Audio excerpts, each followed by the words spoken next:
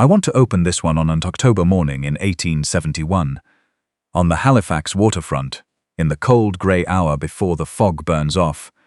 At the precise moment, a man of considerable intelligence made the most revealing mistake of his professional life, and revealed it, as these things always do, to entirely the wrong person.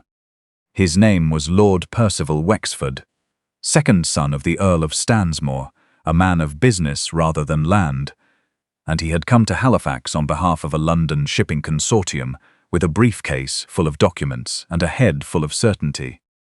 He was not a bad man. I want to be clear about that before we go any further, because this story is not about a villain. Lord Wexford was, by the standards of his time and class, unusually fair. He disliked sharp dealing. He believed in honest terms. He had, in 12 years of negotiation across 3 continents, never once swindled a man who trusted him. This mattered to him. It was nearly the only thing, some mornings, that he had left to feel well about.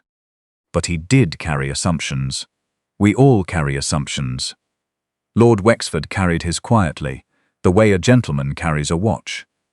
It told him the time without his ever having to think about it, and one of those assumptions, ticking steadily away beneath his perfectly correct exterior, was this, that a shipping company worth acquiring could not and should not be run by a woman alone.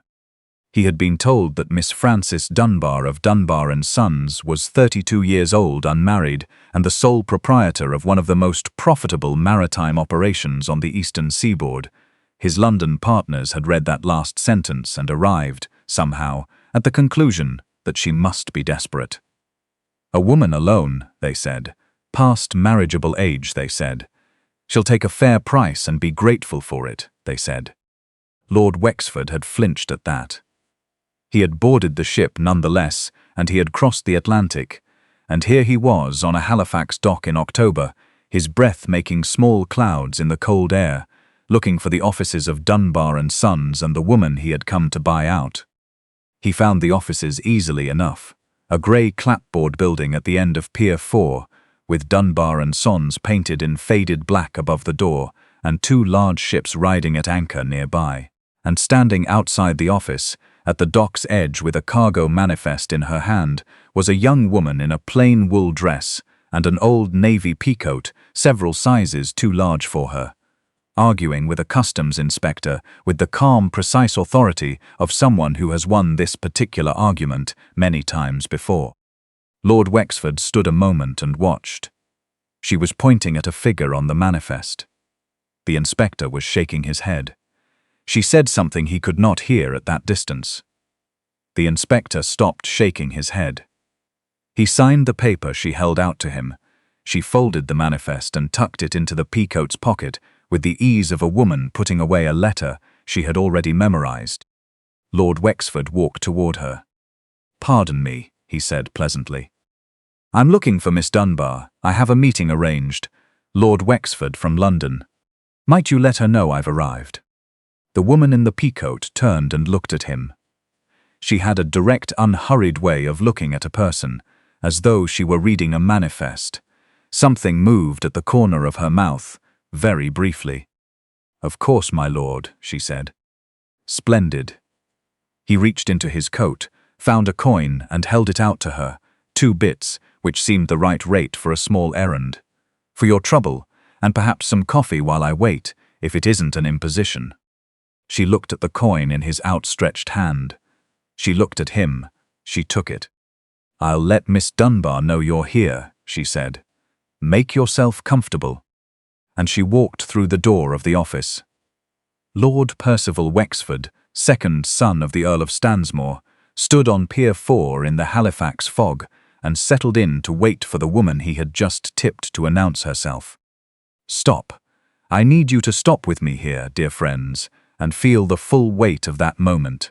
He has just paid the owner of a shipping empire to fetch herself. He has offered coffee her in her own building, on her own pier, looking at her own ships. He has addressed the proprietor of one of the most respected maritime operations on the Atlantic seaboard, as though she were an office girl, and she is standing inside that building right now, with his 2 bits warm in her peacoat pocket, deciding exactly what to do with him. Hold it, because I am going to tell you everything that comes of it. But first, you know what I ask, those of you who have sat by this fire before. Find the subscribe button and press it. It costs you nothing. It simply means the next story finds you the moment it is ready, and there is always a next one, and I take considerable care with every single one of them. And, if you will not, well, you owe me a coin. I am very patient about debts. I never forget who owes me what.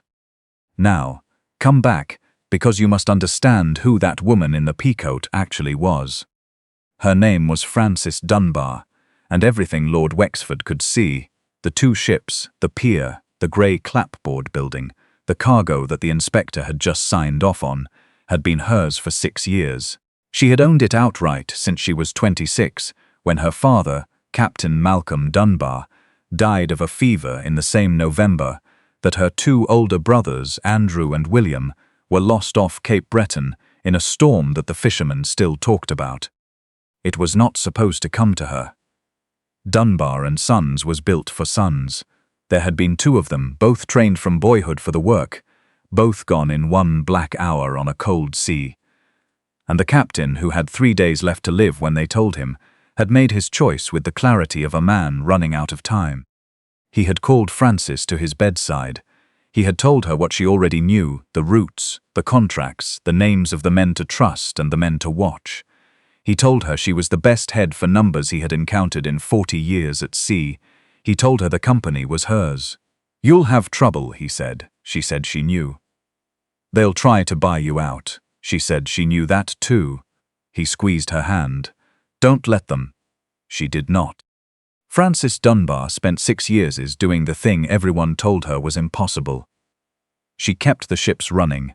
She renegotiated contracts that the London firms expected to clip, because they assumed she wouldn't understand the fine print. She understood it better than most of them did. She knew the routes by season, and by weather, the shoals and the tidal pulls, and the month in which the ice changed everything. She walked the docks herself, in her father's peacoat because it was warm, and because she liked having his steadiness around her shoulders when the work grew difficult. She kept the books. She argued with customs inspectors, and won, not because she raised her voice, but because she was invariably right. She dressed for the work, not for show.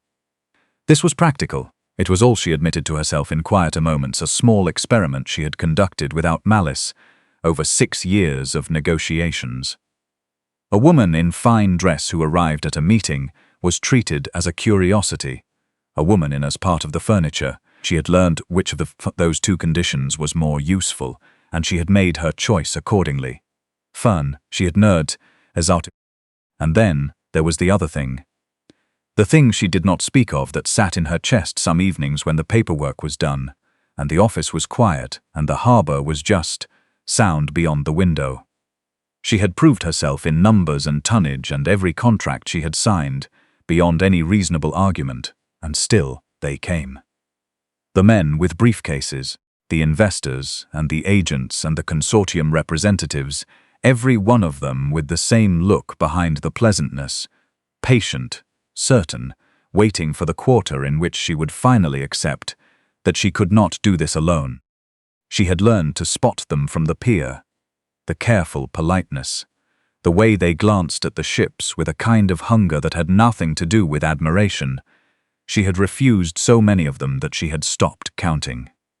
But they sent more. They always sent more because somewhere in London or Montreal there was a ledger with her company's numbers on it, and the men reading those numbers could not reconcile what they saw with who they believed was holding the pen. So when the letter arrived 3 weeks before, Lord Percival Wexford, representing an investment consortium, requesting the honour of a meeting, Frances read it twice and felt the familiar weight settle. Another one. Another pleasant man come to see what she'd take for her father's ships. She had almost refused. She had the letter half-drafted. Then she had thought of something she had never tried in 6 years of these meetings. She had always met them at her own desk, in her own name, her own chair. They arrived already in performance, already wearing the particular expression of reasonable. This is simply business, that she had learned to read as fluently as a Tordsha'ar. She had never once seen one of them with his guard entirely down. She had never seen what they were when they believed no one important was watching. She decided, with a small and deliberate clarity, to see Lord Wexford plainly before she decided what to do with him. She told her office manager, Mr. Barrons, that Miss Dunbar had been called away to an inspection at the Dartmouth yard and would not be available for several days. Lord Wexford was to be made comfortable and shown what she chose to show him, and not one soul at Dunbar and Sons was to give her away. The staff, who had watched 6 years of briefcase men come and go, and who had formed opinions, agreed with a unanimity and a barely concealed enthusiasm that told her they had been waiting for exactly this. And so she was on the dock in her father's peacoat when Lord Wexford came up the pier. She watched him come. She watched him decide. She watched him reach for the coin. She took it, and she thought quietly, "Well then, let us see who you are, my lord." She had no idea what she was about to find out, and neither, I promise you, did he. Lord Wexford was miserable. I tell you this not to excuse him, but because it matters enormously. He was a man of conscience, and his conscience had been speaking rather loudly since he stepped off the ship in Halifax harbour. He had been sent here to negotiate a purchase. The terms his partners expected him to extract were, in his honest assessment, exploitative. Not illegal, not even unusual by the standards of investment in 1871, but they assumed that the person on the other side of the table was weaker than she would need to be for the terms to be fair. And Wexford did not like that feeling, and could not make it go away. He had spent the crossing drafting arguments in his mind, reasons why the offer was reasonable, why the company would benefit from the consortium's reach, why Miss Dunbar would ultimately be better served by accepting. He had convinced himself approximately halfway across the Atlantic, which was not enough, and he knew it. He found Miss Dunbar's clerk, as he believed her to be, in the building the next morning, working through a set of route maps with the efficiency of someone who has done this particular task 500 times. She looked up when he entered. She said good morning. She offered coffee. He accepted. There was nowhere else to be in a city he did not know, waiting for a meeting that kept being postponed. He sat across from her and stayed. This is where it began. Over 3 days, Lord Wexford and the woman he believed to be a company clerk had a series of conversations that he had not expected and could not quite account for. She asked precise questions about the consortium's interest in the Halifax routes. He answered at first with the polished vagueness of a man being professionally pleasant. She listened with her head tilted slightly, making notes on a paper he could not read from his side of the table, and then asked a follow-up question that landed directly on the one weakness in his presentation that he had hoped no one would notice. He stopped. He looked at her. "You understand shipping contracts rather well," he said. "I've been around them a long time," she said without looking up. He asked about the tidal approaches to the harbour. She answered with the confidence of someone who had watched them every morning for years. He asked about the terms of the Liverpool route, and she told him, from memory, exactly what they were, why they were set the way they were, and what would happen to the winter schedule if anyone tried to renegotiate them downward. He asked how she knew all this. And she said simply that Miss Dunbar kept thorough records, and she had been keeping them alongside her for some time. He believed her. He had no reason not to. On the 4th morning he came in early and sat across the map table and put his coffee down and said, without entirely meaning to say it, "I want to tell you something I shouldn't." She waited. "The terms I was sent here to offer," he said, "are not fair ones. They are terms built on the assumption that the other party is in some difficulty and can be persuaded to accept less than she would under other circumstances. I do not believe she is in any difficulty. I have seen the manifests your office has shared with me. The company is sound, more than sound." He looked at the table. "I came to Halifax to buy a struggling operation from a woman my partners assumed would be relieved to sell. I spent 4 days realizing that my partners were wrong, and if I put the offer to the table as drafted, I will be doing something I cannot call honest. A pause. I find I cannot do it. The room was very quiet. Harbour sounds came through the glass. Rigging, water, a gull somewhere distant. "What will you do?" she asked. "Tell them the truth," he said, "that the company is not what they imagined, and that the offer as written is not one I'm willing to make.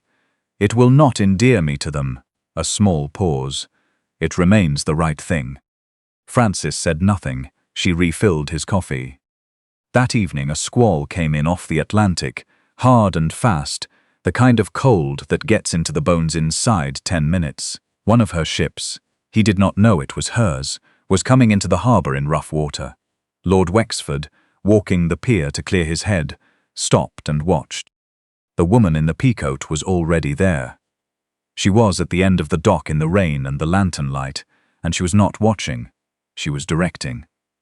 Her voice carried over the wind with a certainty that made the men on the rigging move, without a moment's hesitation. She knew where the current ran, where the shoals sat, where to bring the bow in weather like this. The ship came in safely, line by careful line, in the dark and the sleet, because she called every step of it. Lord Wexford stood in the rain and understood. He came to the office in the morning. She was already there, the peacoat on its hook, the manifests open. She looked up when he entered. She did not look away. He reached into his coat. He set the 2-bit coin on the desk between them. "I believe," he said, measuring the words carefully, "that I owe you rather more than an apology, Miss Dunbar." She looked at the coin. She looked at him. "You owe me a good deal, my lord," she said, "but let's start with the apology and go from there." He gave it honestly, which is the only kind worth giving. He told her what he had assumed and why, and he told her he had been wrong, and he told her specifically the ways in which he had been wrong, which is a harder thing than a general sorry, and a much more useful one. She listened to all of it. Then she told him about the 6 years. Not bitterly. Frances Dunbar was not a bitter woman. She had too much to love for that, too many ships and too many mornings on that pier. But she told him clearly, the way she laid out a contract. "This is what happened. This is what it cost. This is what I learned." She told him about the 40 meetings she had refused and the ones who came back regardless. She told him about the year she spent being called Captain Dunbar's daughter instead of by her own name, until she sent 2 letters under different signatures to the same firm, and the letter, signed F. Dunbar, received a lower quote than the letter signed Frances Dunbar, by exactly the margin she had expected. She told him she had needed to see him first. Truly she decided what to do with his proposal, before she decided what do with his proposal. "And what did you see?" he asked when she had finished. She was quiet for a moment. "A man," she said, "who told a woman he believed to be of no importance that he was not willing to be dishonest. When he thought it could not cost him anything, she met his eyes evenly. That is a rarer thing than you might suppose." He was quiet for longer. Outside, at the harbour went about its business. A line snapped against a mast. A gull answered something. "The company is not for sale," he said at last. It was not a question. "No, it is not." "I thought not." He looked at the coin on the desk between them. He did not pick it up. "May I write to you, from London? Not as anyone's representative, as myself." She considered him with that steady, unhurried look that had been reading him since the first morning on the dock. "You may write," she said. "I make no promises about the reply." "That is entirely fair." He stood, reached for his coat. At the door he paused. "I gave you that coin for your trouble," he said. "You did," she said. "I don't suppose you'd take it back." She looked at him for a long moment. Then she held out her hand. He crossed the room and placed the 2 bits in her palm. "For yours," she said. He did not entirely understand that on the walk back to his lodgings. He thought about it on the ship back to London. He thought about it drafting the letter to Hef's partners that ended his arrangement with the consortium, which cost him in various ways considerably more than 2 bits. He thought about it in November, writing his first letter to Miss Dunbar.